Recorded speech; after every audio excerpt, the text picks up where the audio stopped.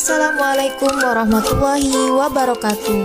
Perkenalkan, saya Maisara Hairunisa dan dua rekan saya, Yaya Juprandi Malau dan Suryati M. Butar-Butar, kelompok 1, Pendidikan Biologi, Stampo 2021 Universitas Negeri Medan. Pada video kali ini, saya dan rekan saya akan menjelaskan tentang teori-teori perkembangan. Teori perkembangan adalah teori yang memfokuskan pada perubahan-perubahan dan perkembangan struktur jasmani biologis, perilaku dan fungsi mental pada manusia dalam berbagai tahap kehidupannya mulai dari konsepsi hingga menjelang kematiannya. Teori perkembangan anak akan mengacu pada bagaimana si anak berubah dan bertumbuh selama masa kecilnya. Di dalamnya terdapat beragam aspek mulai dari sosial, emosional, hingga kognitif. Untuk lebih jelasnya, mari simak penjelasan berikut ini. Jenis-jenis teori perkembangan. Yang pertama, teori perkembangan kognitif Piaget. Menurut Jean Piaget, perkembangan kognitif merupakan suatu proses genetik, yaitu suatu proses yang didasarkan atas mekanisme biologis perkembangan sistem syaraf. Makin bertambahnya umur seseorang, maka makin komplekslah susunan sel sarafnya dan makin meningkat pula kemampuannya. Menurut Piaget, proses belajar seseorang akan mengikuti pola dan tahap-tahap perkembangannya sesuai dengan umurnya. Pola dan tahap-tahap ini bersifat hierarkis, artinya harus dilalui berdasarkan urutan tertentu dan seseorang tidak dapat belajar sesuatu yang berada di luar tahap kognitifnya.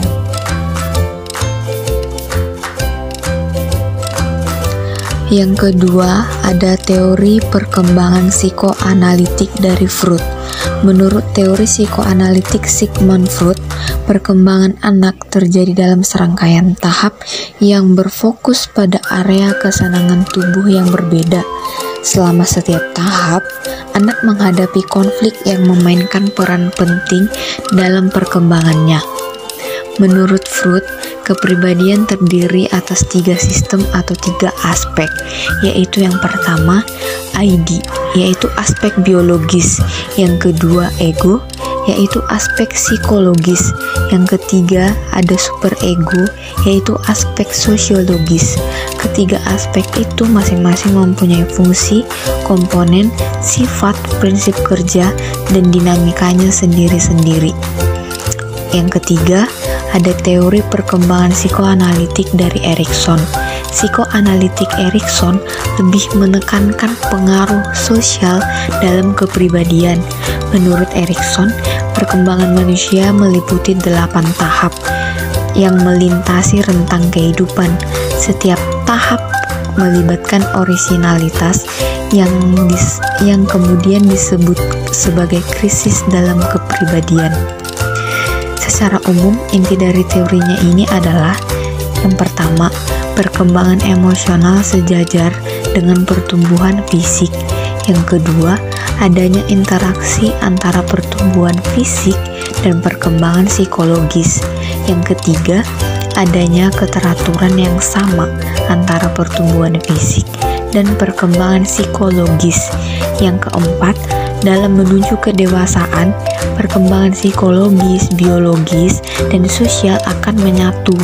Yang kelima, pada setiap saat anak adalah gabungan dari organisme, ego, dan makhluk sosial. 4. Teori perkembangan belajar sosial.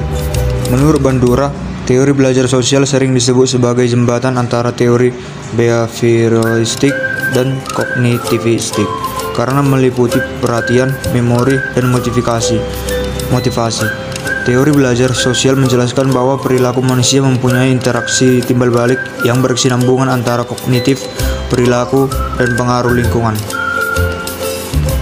Teori belajar sosial menekankan pada beberapa aspek, yaitu yang pertama, observational learning atau belajar dari hasil pengamatan atau modeling, yaitu belajar dengan menggunakan model atau secara langsung.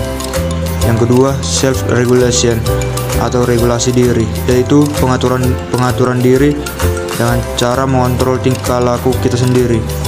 Yang ketiga, self-efficacy atau efikasi diri. Efikasi diri adalah sejauh mana kita mampu mencapai sesuatu atau efikasi diri tumbuh dari keberhasilan-keberhasilan yang pernah dilakukan.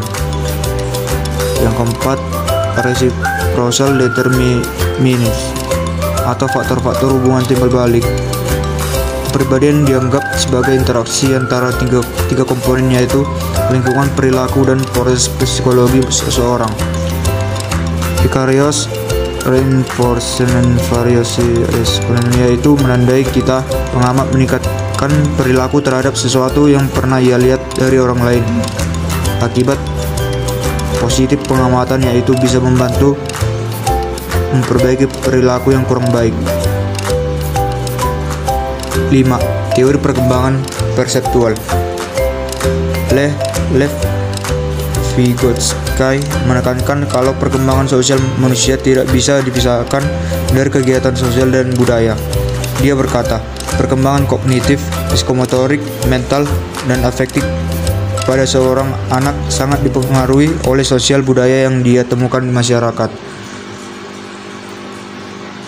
Vygotsky menjabarkan implikasi utama teori pembelajarannya, yaitu yang pertama, mengendaki setting kelas kooperatif sehingga siswa dapat saling berinteraksi dan saling memunculkan strategi-strategi pemecahan masalah yang efektif dalam masing-masing zone of proximal development mereka. Pendekatan Vygotsky dalam pembelajaran dalam menekankan scaffolding. Jadi teori belajar Vygotsky adalah salah satu teori belajar sosial sehingga sangat sesuai dengan pembelajaran kooperatif, karena dalam model pembelajaran kooperatif terjadi interaktif sosial, yaitu interaksi antara siswa dengan siswa dan antar siswa dengan guru dalam usaha menemukan konsep-konsep dan pemecahan masalah.